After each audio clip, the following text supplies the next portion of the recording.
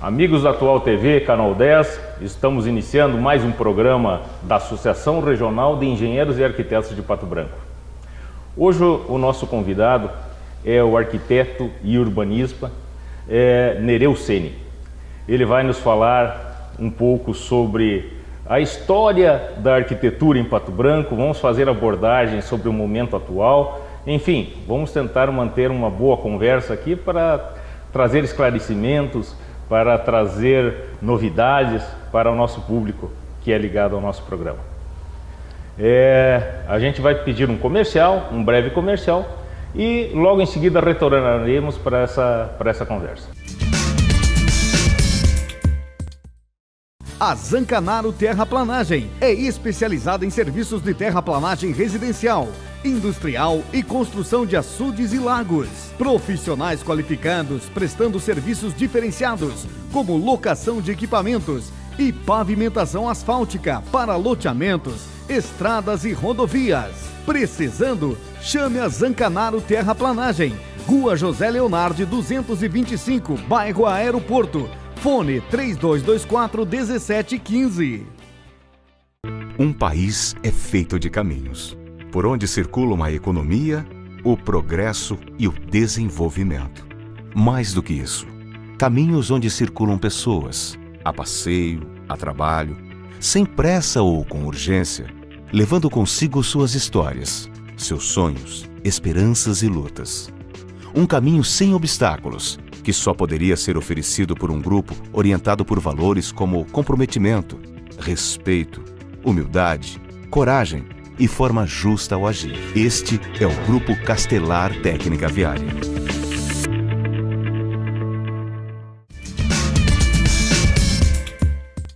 Amigos da Atual TV, Canal 10, estamos retornando aqui para a nossa conversa, iniciar essa conversa com o arquiteto Nereu Ceni. Inicialmente eu pediria para o Nereu se apresentar, quem já não o conhece, né, uma pessoa bastante conhecida aqui em nossa cidade, mas eu gostaria que ele falasse um pouco da sua formação, né, quando ele iniciou as atividades profissionais aqui em Pato Branco, nos desse um rápido transcorrer aí, Ceni. Tudo bem. Olá, Hélio, amigos da Atual TV, e parabéns pela iniciativa de retomar o programa da área, que é a nossa Associação Regional de Engenheiros e Arquitetos, que tem prestado ao longo da sua existência um grande serviço ao desenvolvimento da nossa comunidade. Eu sou arquiteto e urbanista formado pela Universidade Federal de Santa Catarina, atuo aqui em Pato Branco, com escritório aqui, embora a gente presta serviço para a região e para outros estados desde 1985. Então a gente já está há alguns anos aí nessa atividade e em outras, né? Não só ligadas à questão da arquitetura e do urbanismo. E estou muito contente com a trajetória profissional e acho que a nossa cidade é um campo fértil para a atividade da engenharia e da arquitetura. E a própria expressão dela, o tamanho, o desenvolvimento, revela que os profissionais da área da engenharia e da arquitetura têm oferecido grande contribuição para o nosso desenvolvimento. Perfeito, Ceni. É bom você ter lembrado que nós estamos retornando, né, retomando até esse programa da Associação Regional de Engenheiros e Arquitetos, com os objetivos aí de mostrar um pouco da engenharia e da arquitetura em nossa cidade. Hoje nada se fala, nada se faz se você não procurar um pouco de infraestrutura.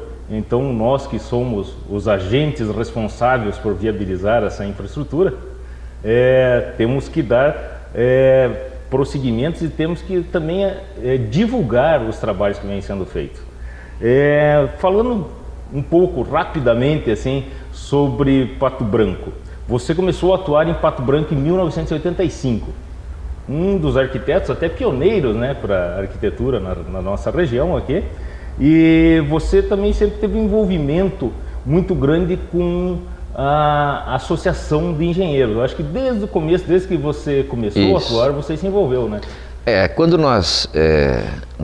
eu e outros jovens profissionais da área estávamos iniciando nossas atividades, nós sentimos a necessidade de que os engenheiros e arquitetos tivessem uma entidade, uma organização, para poder participar mais da vida, das decisões, sejam elas políticas, empresariais, enfim, as ações desenvolvimentistas. Esse sempre foi o meu perfil. Eu gosto de que as coisas funcionem, que funcionem bem, de forma planejada. Fico indignado quando vejo coisas erradas e acho que todo engenheiro, todo arquiteto, pela formação que tem, formação profissional, eles são responsáveis por tudo que se constrói numa cidade. Perfeito. Seja as vias, as ruas, o planejamento. A nossa cidade cresceu muito nesses últimos 20, 25, 30 anos, né? E em todos esses acontecimentos houve a mão, o pensamento dos profissionais da nossa associação. Então, o que nós temos de bom na nossa cidade teve a participação desses profissionais. E o que tem de errado, que tem também, não vamos aqui esconder o sol com a peneira, como se diz, também teve a participação desses profissionais e de outros. Eu fico pensando, Hélio, que nossa cidade hoje, ela tem faculdades de engenharia, tem faculdade de arquitetura, né, coisas que na época não existia. E a ideia de se fazer a associação, né, era de exatamente congregar essas pessoas para que elas pudessem oferecer o seu conhecimento para o desenvolvimento da cidade.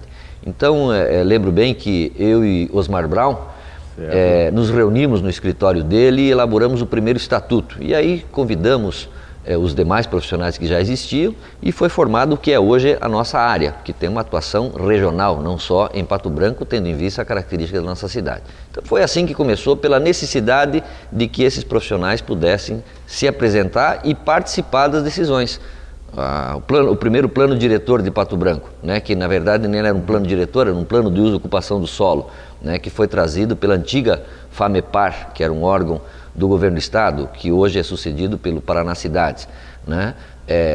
Como é que você ia discutir para que rumo Pato Branco ia crescer se você não tivesse a congregação desses profissionais? Foi por esses e outros motivos, além também dos motivos de confraternização, das comemorações, das datas importantes na nossa categoria, para que tivesse um órgão oficial que pudesse chegar à prefeitura. Na época, o prefeito era o ex-prefeito seu Astério Rigon, né? E a associação teve um papel muito importante, contribuiu muito para que o planejamento de Pato Branco, do porte que é, numa área reduzida, com uma grande concentração de população, pudesse ser a expressão que é. Quem não chega em Pato Branco e não diz, nossa, essa cidade tem pelo menos 150 mil habitantes. Perfeito. Né? Mas... Isso é tudo fruto desse trabalho de profissionais e de pessoas que contribuíram. Perfeito, Ceni. Você plantou, ajudou a plantar aquela semente lá atrás, hoje dando tanto resultado, que satisfação estar aqui dando continuidade a essa ideia. Você que sempre transpareceu para mim, e eu acredito para a população ser sempre um idealista, né? Teve sempre teus pensamentos que você acabou não ficando somente no urbanismo e na arquitetura. Você também tem uma postura política bastante importante, né? E que ajudou ao desenvolvimento da cidade, até criar... Nós temos por si só termos que ser crítico com algumas situações, e você tem essa postura, essa ideologia, isso é muito bacana. Ceni, se a gente fosse falar hoje um pouco de plano diretor, lá atrás, quando foi feito o primeiro, a gente sequer imaginava que a nossa cidade fosse crescer tanto, né? Isso. Por mais que você fizesse planejamento, não imaginava. Hoje a tendência da nossa cidade é crescer mais para a região sul, para a região norte. Qual que é a tendência? Ou, na verdade, todos esses setores estão envolvidos? Que abordagem que você faria assim, em termos de crescimento de Pato Branco hoje? Bem, a rigor, plano diretor, pela nova legislação, que é o Estatuto das Cidades, ele que foi aprovado em 2001, e que todos os municípios com mais de 20 mil habitantes, que era no caso já de Pato Branco, deveriam tê-lo implementado até 2006, 5 anos posterior à aprovação dessa lei federal, que hoje carinhosamente é chamada de Estatuto da Cidade e é o que rege, que regulamenta todo o plano diretor do município. A rigor, nós temos esse primeiro plano diretor a partir de 2006, que não conseguiu ser implementado por aquela gestão, atrasou-se um pouco, e nós já estamos numa fase de revisar esse plano diretor. Mas o que ele diz hoje é que a cidade deve crescer, está orientada para crescer para a região norte. diminuir a sua ocupação na região sul, tendo em vista as nascentes dos córregos e rios que vêm ao centro de Pato Branco.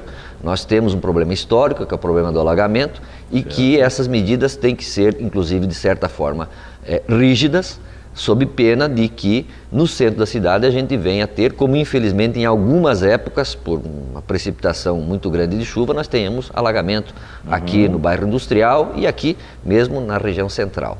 Então o plano diretor, ele não é apenas um conjunto de normas e leis para se fazer o planejamento. Ele faz o planejamento, mas ele também tem que corrigir os erros de ocupação irregular ou equivocada, né? E isso tudo em função do quê? Mas então planejaram mal, Cênio? Não é que foi planejado mal. A cidade cresceu a mais do que os índices que vinha crescendo anteriormente. Isso. Essa é uma situação que terá que ser, nessa revisão do plano diretor, ser estabelecido. Eu penso que a cidade deve crescer para o norte, acho que o plano diretor ele está correto nesse aspecto, mas eu defendo há muito tempo que ela deve crescer também a leste.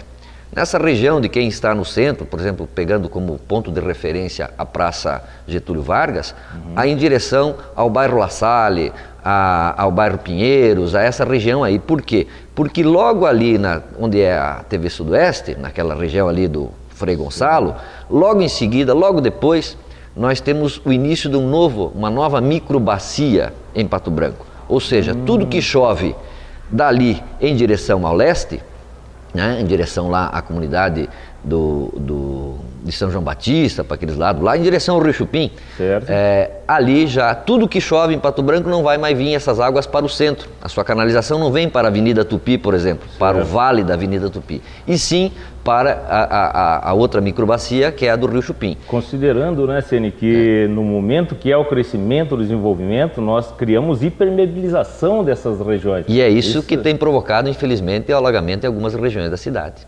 Né? Eu defendo essa ideia que na revisão a gente comece a pensar nisso. Há necessidade de se ter um contorno leste. Você tem uma ligação muito profunda, muito antiga, pelo seu falecido pai, que eu quero aqui, inclusive, prestar homenagem como um dos primeiros engenheiros que vieram aqui a Pato Branco, que deram a sua grande contribuição em inúmeras obras e atividades. E nós temos que pensar, por exemplo, que os amigos do DR têm que nos ajudar a construir uma perimetral leste. Eu defendi isso diversas vezes quando fui vereador, quando fui candidato a prefeito, porque eu vejo que hoje consertar o que já está consolidado em Pato Branco é muito oneroso, velho. Você trabalha com rodovia, você trabalha no DENIT, que é um órgão fantástico, que tem uma grande capacitação técnica, e você sabe o que é o custo de você readequar uma via. Perfeito. Então você pega Pato Branco, que está na sua região central consolidado, os bairros mais próximos também, e é muito oneroso, é muito caro para o município fazer isso. Agora, quando você pega uma nova região, uma nova microbacia, em que você pode planejar ruas mais largas, a captação das águas pluviais sendo direcionadas, a preservação dos córregos, né? Porque hoje não se permite mais, até que enfim, e graças a Deus, a canalização de córregos, o que no passado era permitido. No passado foi feito. Aliás, era uma grande conquista para os municípios quando conseguia canalizar um córrego, que foi o que aconteceu com o Rio Ligeiro. Exato, aconteceu em Pato Branco, né? Mas isso também ajudou o desenvolvimento, porque o rio passava justamente na área central da cidade. Hoje seria considerado um crime ambiental. Né? Mas se na época, você tem outras cidades mais antigas, inclusive que Pato Branco, e foi preservado. Né?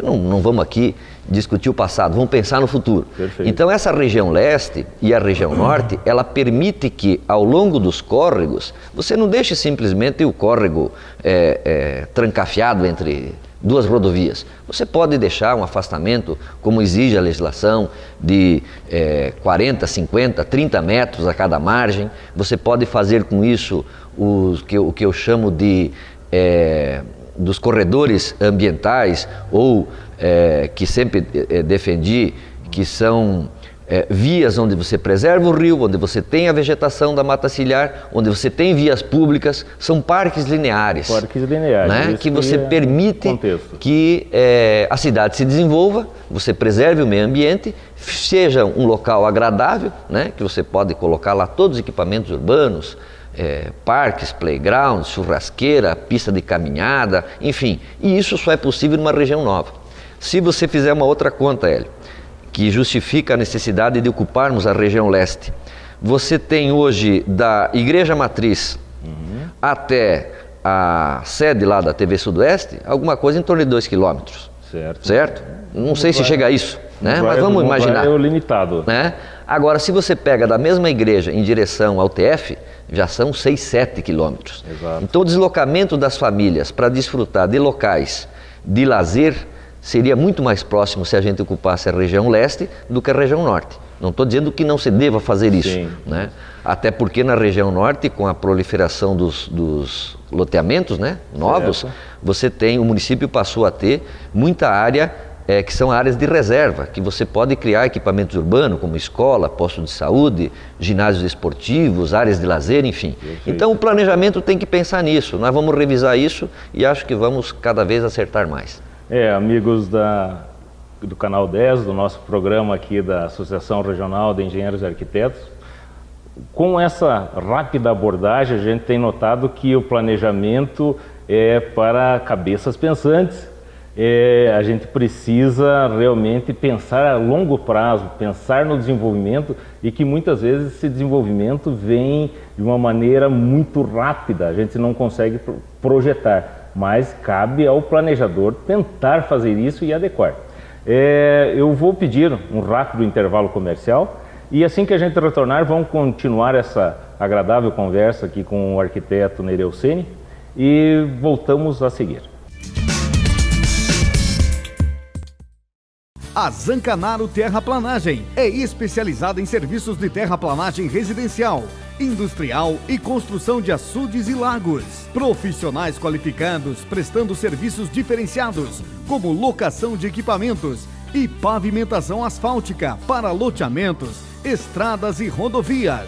Precisando? Chame a Zancanaro Terraplanagem. Rua José Leonardi 225, bairro Aeroporto. Fone 3224-1715. Um país é feito de caminhos, por onde circulam a economia, o progresso e o desenvolvimento. Mais do que isso, caminhos onde circulam pessoas, a passeio, a trabalho, sem pressa ou com urgência, levando consigo suas histórias, seus sonhos, esperanças e lutas. Um caminho sem obstáculos, que só poderia ser oferecido por um grupo orientado por valores como comprometimento, respeito, humildade, coragem e forma justa ao agir. Este é o Grupo Castelar Técnica Viária.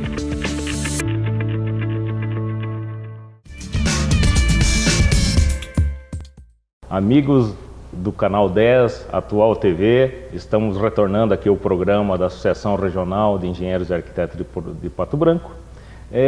Vamos dar continuidade a essa conversa aqui com o arquiteto e urbanista Nereu Ceni.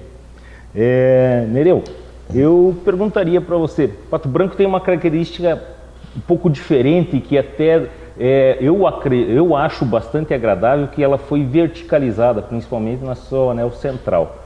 Talvez não seja o ideal, mas isso é uma característica, isso vai continuar sendo uma tendência. Como que você vê esse crescimento que é principalmente central?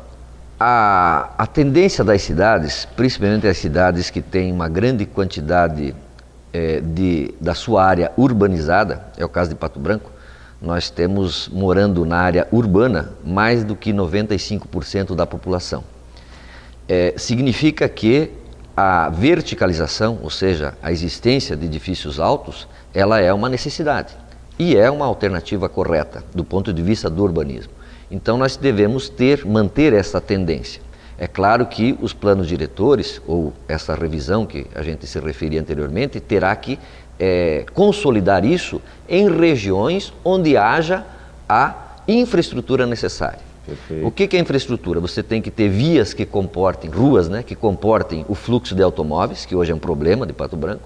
Você tem que ter abastecimento de energia elétrica em quantidade e qualidade que suporte esse adensamento.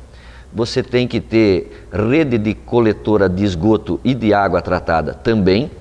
Enfim, você tem que ter a infraestrutura. Nós deveremos fazer uma revisão, nós, eu digo a sociedade, né? Através, inclusive, da contribuição da nossa entidade, a área, de levantar esses dados que o município tem.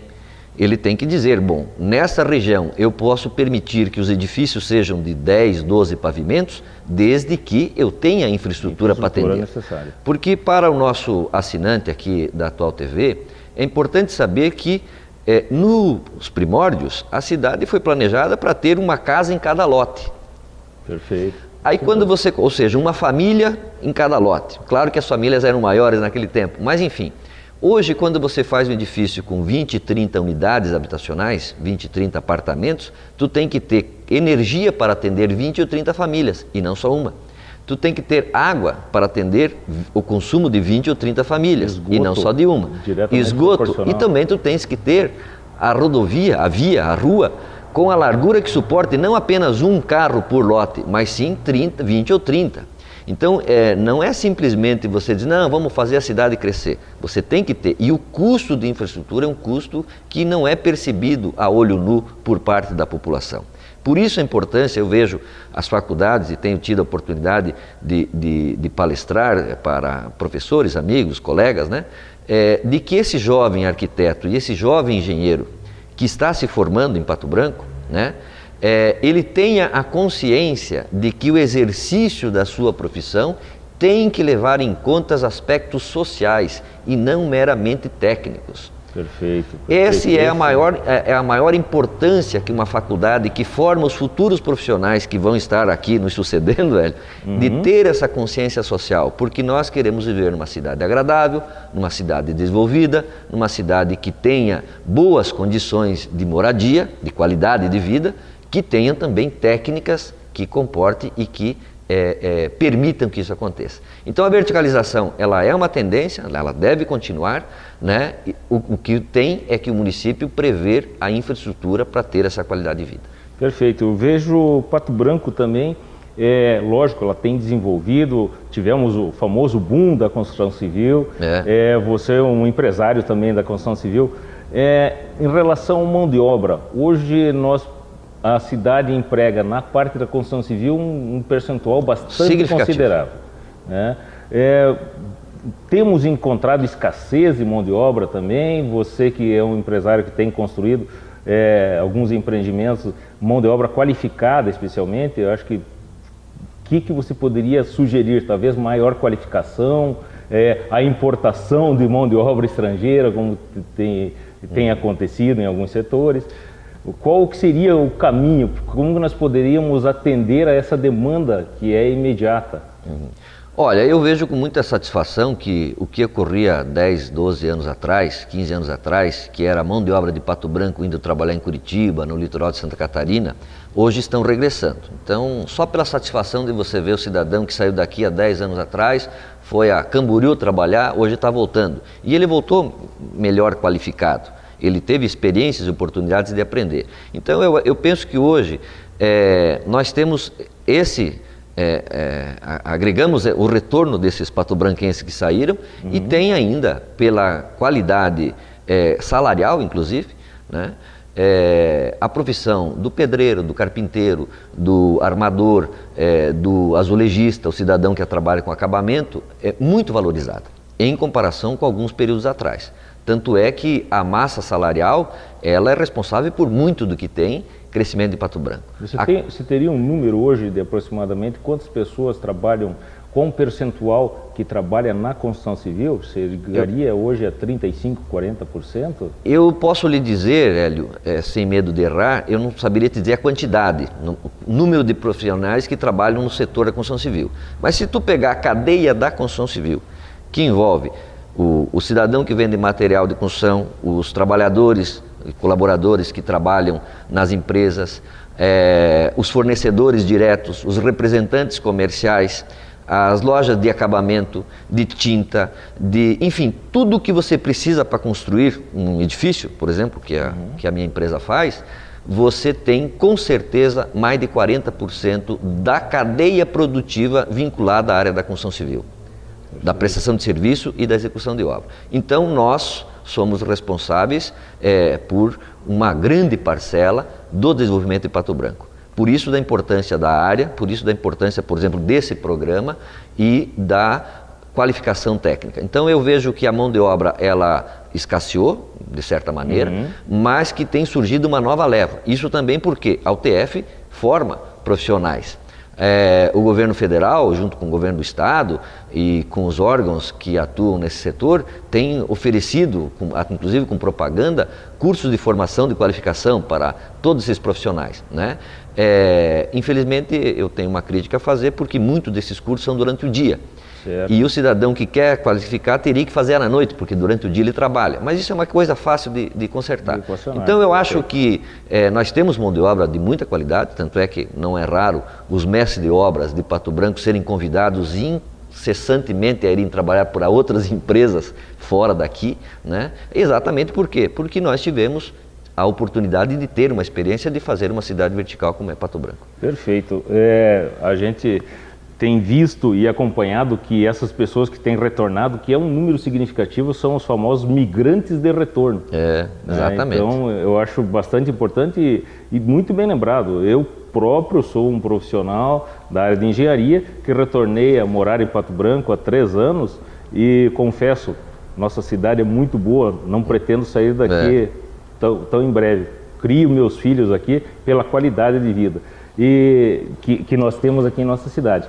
Mas eu vejo também o seguinte, isso é um reflexo da mão de obra que é tão qualificada, que tem sido procurada pelas pessoas de fora, também a qualidade dos nossos projetos, porque se eles não fizessem obras bem acabadas, bem planejadas, bem projetadas, nós não teríamos esse mercado. Né? Isso é a importância dos nossos profissionais, que nós sempre temos que valorizar.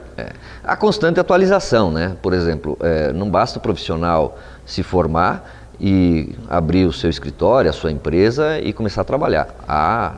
Nas tecnologias, você vai à FEICOM, por exemplo, que é a maior feira da construção civil do Brasil, que é realizada anualmente em São Paulo. Você, de ano a ano, você vê alternativas tecnológicas, equipamentos, materiais que há algum tempo atrás você não imaginaria que estariam disponíveis, né? A própria abertura dos mercados em relação a outros países, você consegue comprar produtos que isso você só via no rádio, só via na televisão e em revistas importadas. Hoje nós temos disponível aqui no Brasil, ou por produção nacional ou por importação.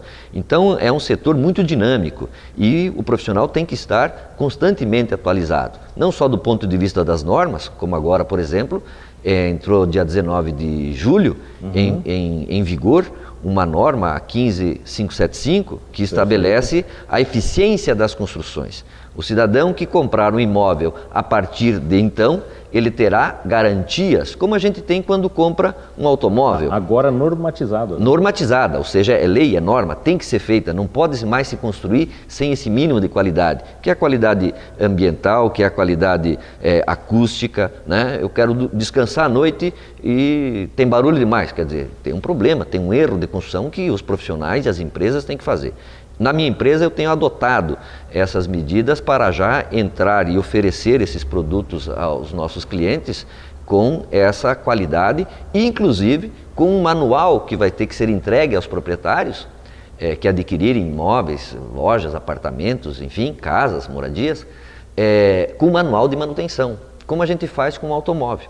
Se eu digo que esse apartamento que eu estou produzindo ele tem 50 anos de, entre aspas, durabilidade, certo, ele vai ter que ter, de vida útil, ao longo de 50 anos, ele vai ter que ter uma manutenção. Perfeito. Que é parte também de responsabilidade do usuário. Então isso tudo vem para modernizar, vem para atualizar e é uma tendência boa que os profissionais, né, devem também ter conhecimento. Perfeito, Ceni.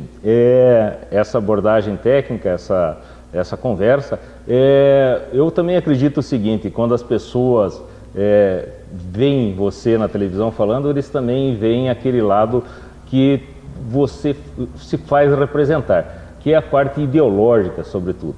Eu queria pincelar rapidamente o momento atual em que vivemos. Estamos presenciando algumas manifestações, coisa que não ocorreu na história do nosso país com tanta rapidez, né? Esse momento atual, reflexo da maior conscientização da população, de uma cobrança maior, como que você vê? Eu acho que a gente tem interesse, sobretudo quando vê você sendo entrevistado ou conversando, as pessoas esperam um pouco desse teu aspecto político. Poderia fazer uma rápida abordagem desse momento político, que não deixa de ser político, né? Um momento do país de mudanças. Sem dúvida. Eu acho que quanto mais democracia e quanto mais liberdade nós tivermos, em todos os aspectos, mais a população vai emitir a sua opinião. Há muito tempo, nós que militávamos no movimento estudantil, nos movimentos empresariais mesmo, né, a existência da área é uma manifestação de jovens profissionais que queriam ter espaço para emitir suas opiniões e a sua representação, né? Rapidamente aqui, os planos diretores antes de 1980, eles eram peças essencialmente técnicas, não se ouvia a população. O Estatuto da Cidade, agora de 2001, ele obriga, necessariamente tem que haver a participação da sociedade, por mais leigo que seja o cidadão. Por quê? Porque a cidade é um ser vivo que serve a essas pessoas. Não é porque ele é engenheiro, arquiteto, que ele não pode dar opinião, ele sabe qual é o problema da sua rua, da sua escola, do posto de saúde. Então eu penso que essas manifestações, tirando a parte da bandidagem, que se infiltra e que é reprovada, acho que por unanimidade desse país, perfeito. Eu vejo assim com uma satisfação muito grande, porque eu lutei muito para que as pessoas pudessem, e luto ainda, e antes de nós, muitos outros, né, fizeram isso, para que nosso país tenha oportunidade das pessoas se manifestarem. Acho que como a gente vê muito período do regime militar, em que era proibido falar, esse sentimento foi se acumulando e explodiu. Né? Ainda somos muito jovens no exercício da democracia, se você considerar que o nosso país tem 500 anos e nós temos 40, 50, né? E os jovens têm 20, 30. Então eu penso que é uma tendência que é saudável, que os poderes públicos, os prefeitos, os vereadores, os deputados, a presidenta, os governadores, devem entender isso como um exercício de democracia. E é um momento mundial também, né? Felizmente nós temos um quebra-quebra aqui e outro lá, né? Hoje de manhã você liga a televisão, você vê o que acontece nos países lá da Primavera Árabe e nas guerras, que infelizmente não são explicáveis, né? Mas eu penso que é bom e que os políticos devem ficar atentos, né? Diz que Deus deu para nós 2 orelhas e uma boca, para a gente escutar mais do que fala, né? Menos quando dá entrevista, né? Exato. E que ouçam e que tenham a sensibilidade de ver que por trás eventual de uma manifestação tem um sentimento de participar e de fazer a sua vida melhor. Perfeito, Seni. Nesse momento eu tenho que agradecer mais uma vez a sua presença aqui, que veio ilustrar o nosso programa, e sendo o nosso primeiro programa da reabertura, eu fico bastante satisfeito com a sua presença, com a sua entrevista. Passaria para você agora as considerações finais para a gente dar encerramento a esse primeiro, que espero que sejam de muitos.